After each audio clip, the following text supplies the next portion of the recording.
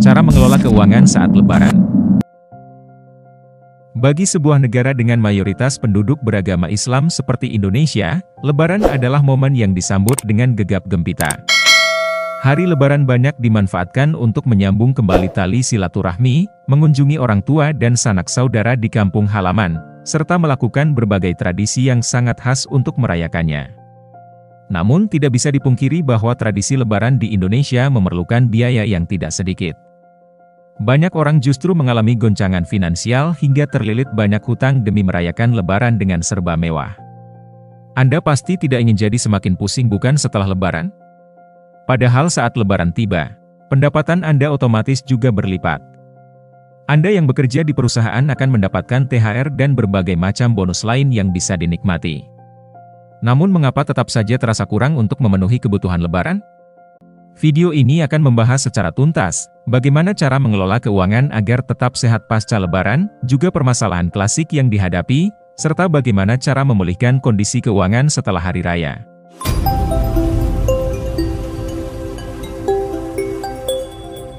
Nomor 1. Lihat kembali pengeluaran tahun lalu. Agar bisa mengestimasi budget Lebaran, ada baiknya Anda melihat kembali pengeluaran pada Lebaran di tahun-tahun sebelumnya. Sesuaikan dengan kenaikan harga serta biaya sekarang, lalu jumlahkan agar tahu berapa yang kira-kira Anda butuhkan selama Lebaran nanti. Jangan hanya dilihat saja, lakukan evaluasi pada beberapa aspek. Pilih kebutuhan mana yang bisa dipangkas agar pengeluaran tahun ini bisa lebih hemat. Bukan tidak mungkin Anda dan keluarga terlalu boros saat Lebaran, seperti membeli terlalu banyak barang yang dibutuhkan. Ubah pola pengeluaran menjadi lebih baik pada Lebaran berikutnya. Nomor 2. Pisahkan anggaran bulanan dan anggaran Lebaran.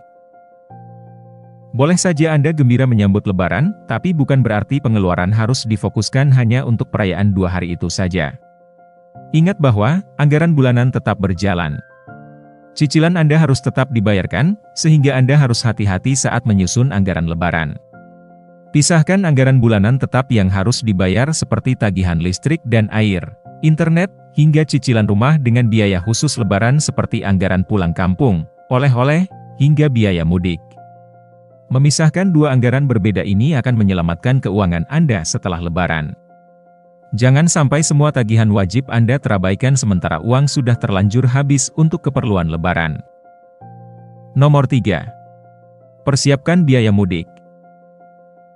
Mudik seperti sudah menjadi tradisi bagi masyarakat Indonesia. Pemandangan terminal publik seperti bandara dan stasiun yang penuh sesak bukan sesuatu yang asing. Meski biayanya tidak murah, tidak menyurutkan minat masyarakat untuk kembali ke kampung halaman. Jika Anda hanya mudik seorang diri, rasanya tidak sulit untuk memperkirakan anggarannya. Anda bisa memilih moda transportasi yang paling murah dan mengesampingkan kenyamanan jika ingin berhemat. Berbeda lagi jika Anda mudik bersama keluarga, apalagi dengan anak-anak. Tentu kenyamanan menjadi hal yang paling utama. Pertimbangkan semua opsi yang ada, hitung semua biaya mulai dari bahan bakar, tol, hingga uang makan selama mudik Lebaran. Masalah waktu juga harus dipikirkan. Jangan sampai terjebak macet karena padatnya arus kendaraan. Nomor 4. Membuat daftar prioritas. Saat Anda melihat kembali pengeluaran Lebaran tahun lalu, Anda pasti akan menemukan banyaknya pengeluaran yang sifatnya sekunder atau bahkan tersier. Tidak perlu menyesal, jadikan perbaikan untuk Lebaran selanjutnya. Tuliskan daftar kebutuhan apa saja untuk Lebaran, lalu pisahkan berdasarkan prioritas. Anda harus membedakan mana kebutuhan primer, sekunder, dan tersier. Penuhi semua yang wajib terlebih dahulu dan sebisa mungkin pangkas yang tidak perlu. Setiap orang memiliki prioritas keuangan yang berbeda, sehingga antara satu dengan yang lain tidak akan sama. Jangan biarkan orang lain mempengaruhi keputusan Anda. Pegang teguh prioritas yang sudah dibuat dan jangan sampai mudah tergoda dengan berbagai situasi yang mungkin terjadi. Selain itu Anda juga harus tahu mana yang kebutuhan dan mana yang keinginan. Banyak orang gagal dalam mengidentifikasi keduanya dan menganggap semuanya adalah kebutuhan yang penting. Padahal inilah yang akan membuat keuangan berantakan setelah Lebaran. Penuhi semua kebutuhan Anda, lalu tekan hasrat untuk memenuhi semua keinginan. Jika Anda memasukkannya ke dalam daftar keinginan, artinya Anda tidak terlalu penting dan tidak masalah jika dipangkas. Nomor 5. Jangan tergoda diskon. Diskon ibarat pedang bermata dua saat Lebaran tiba. Bisa menjadi berkah, bisa juga jadi bencana. Berbagai pusat perbelanjaan akan menawarkan diskon besar-besaran saat Lebaran tiba untuk semua barang. Mulai dari kebutuhan sandang hingga alas kaki, sampai barang-barang seperti parcel, makanan, dan kosmetik. Inilah yang harus diwaspadai. Anda harus kuat dalam menahan diri untuk tidak melenceng dari prioritas yang sudah dibuat hanya karena tergiur dengan diskon yang ada. Itulah mengapa sebaiknya tentukan satu hari khusus untuk berbelanja keperluan Lebaran. Beli semuanya dalam satu waktu dan jangan pernah kembali berbelanja di lain hari. Jika Anda mengunjungi pusat perbelanjaan hingga beberapa kali selama menjelang Lebaran, dapat dipastikan pengeluaran Anda langsung membengkak dan semua anggaran yang sudah disusun akan sia-sia. Nomor 6. Tetapkan anggaran untuk pulang kampung. Apa beda biaya mudik dengan biaya pulang kampung? Biaya mudik adalah dana yang dibutuhkan di perjalanan selama Anda pulang menuju kampung halaman hingga kembali lagi ke perantauan. Sementara biaya pulang kampung adalah estimasi dana yang akan Anda keluarkan selama beberapa hari di rumah. Ini adalah dua hal yang berbeda meski jumlahnya bisa sama besar. Salah satu ciri khas di momen Lebaran adalah bertukar angpau dan kado. Ini jelas dirasakan oleh orang-orang muda dewasa yang bekerja. Mereka seakan memiliki kewajiban tidak tertulis untuk memberikan sejumlah uang kepada sanak saudara. Hal ini perlu diperhitungkan dengan baik karena sangat rawan mengalami kekacauan.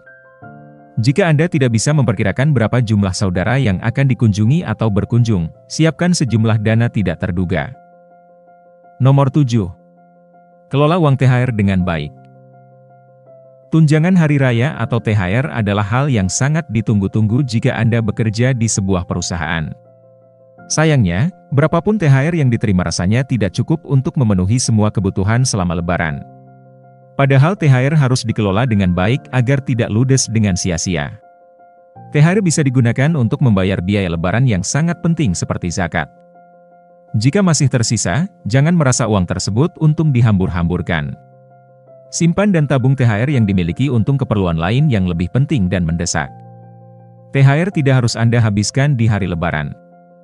Jika dengan gaji bulanan saja sudah cukup, mengapa harus menghambur-hamburkan uang untuk keperluan yang bisa dipangkas? Nomor 8. Persiapkan jauh-jauh hari. Jika Anda sudah bisa memperkirakan akan menghabiskan banyak uang saat Lebaran tiba, ada baiknya melakukan persiapan sejak jauh-jauh hari. Sisihkan sejumlah uang beberapa bulan menjelang Lebaran agar kondisi keuangan tidak terganggu menjelang hari raya tiba. Lebaran memang bulan khusus yang akan menguras dompet Anda, sehingga merupakan langkah bijaksana untuk membuat persiapan sedini mungkin. Pisahkan biaya akomodasi untuk mudik, biaya makanan dan baju, serta biaya lain yang sering muncul di hari Lebaran. Ini adalah cara yang tepat untuk menyelamatkan finansial Anda agar tetap aman dan tabungan tidak terganggu setelah Lebaran usai. Nomor 9. Catat pengeluaran serinci mungkin.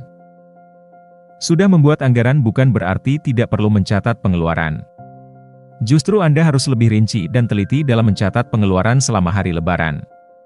Dimulai dari kebutuhan pertama seperti membayar zakat. Jangan melewatkan satu hal pun meski sangat sepele.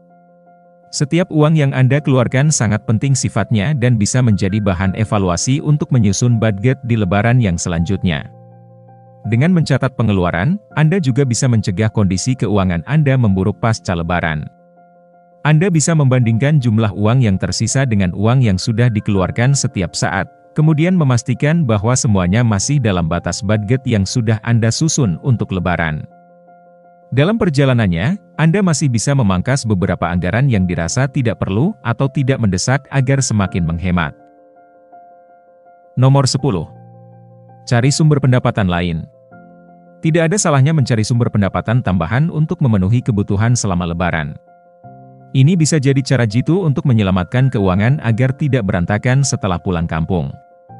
Pendapatan yang Anda dapatkan dari pekerjaan sampingan ini bisa digunakan untuk menutup pengeluaran selama Lebaran.